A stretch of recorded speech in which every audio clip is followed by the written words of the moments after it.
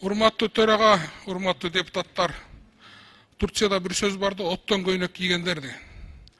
Мамлекеттик кызматка баратканда оттон көйнөк кийип алып барат да, элдин жүгүн аркалаган. Азыр мына президентке бардыгын президентке шылтап атабыз да.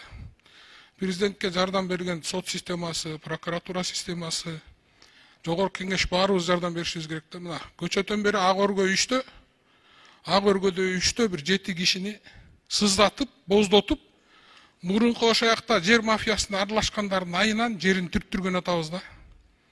Ушу 7 үй бүлөгө аябай аяр мамиле кылыш керек да шаардын ичиндечи. Мына мыйзам чыкпады, ошол мыйзам негизинде чечсе болот эле да. Бир аферист жер мафиясынын айынан бир 7 үй бүлөнү чыркыратып атабыз да ак өргө үчтөчү. Ушу Чүй областы карап койсо, ушу Чүй областынын губернаторуна кайрылат элем, сокулуктун акимине. Түшүнүп атам, соттун чечими бар. Бирок ушул кээ бир нерселерде соттордо, прокуратура органдарында баарын адилет карасак жакшы болмок да.